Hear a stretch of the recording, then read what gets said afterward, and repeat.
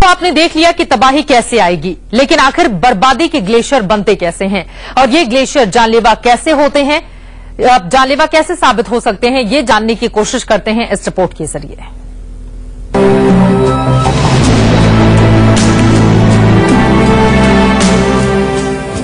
इसे देखिए, बर्फ के इन बड़े बड़े टुकड़ों को ग्लेशियर कहते हैं। पहाड़ और समंदर में ये ग्लेशियर बर्फ जमने की वजह से बनते हैं। ग्लेशियर दो तरीके के होते हैं। पहला चोटी पर जमने वाले नुकीले ग्लेशियर और दूसरा सपाट दिखने वाले ग्लेशियर। चोटी पर जमने वाले ग्लेशियर पहाड़ को ढक लेते हैं। ऐसा लगता है कि पहाड़ पर बर्फ की चादर बिछी है।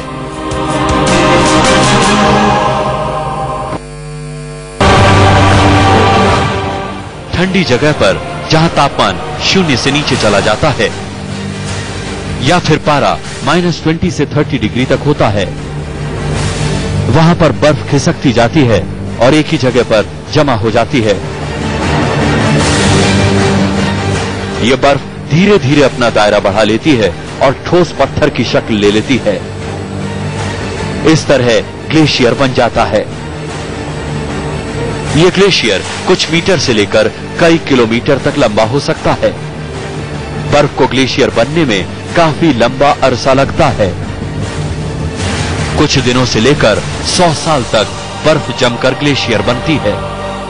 जब कहीं पे भी बर्फबारी होती है, जब स्नोफॉल होता है, तो धीरे धीरे वो स्नो एक्युमुलेट करती जाती है और जब वो स्नो की डेंसिटी, उसका घनत्व बहुत ही कम होता है।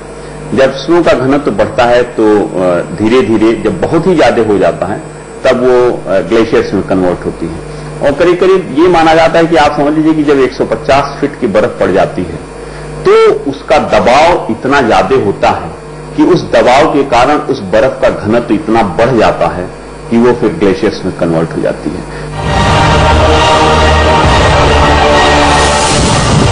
ग्लेशियर शांत दिखते हैं लेकिन खतरनाक होते हैं। यहां पर अक्सर बर्फीले तूफान आते हैं। भूस्खलन से लेकर दरार पड़ने तक ग्लेशियर के फेर में फंसकर हजारों पर्वतारोही और पर्यटक अपनी जान गंवा चुके हैं। ग्लेशियर्स अपने आप में नुकसानदायक नहीं होता है।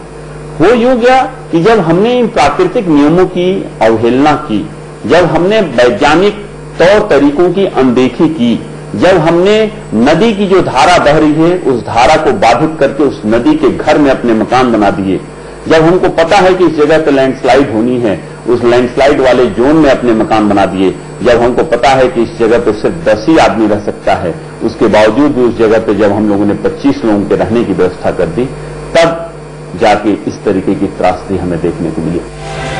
क्यों जरूरी है ग्लेशियर? धरती पर 99% ग्लेशियर उत्तरी और दक्षिणी छोर पर हैं। बाकी के ग्लेशियर पहाड़ों और समंदर में पाए जाते हैं। हिमालय में बड़ी तादाद में ग्लेशियर देखे जा सकते हैं जो साल भर हिमालय को ढके रहते हैं। इन ग्लेशियर की वजह से ही धरती पर पीने लायक पानी पहुंचता है। नदियों में पानी ग्लेशियर पिघलने से ही पैदा होता है।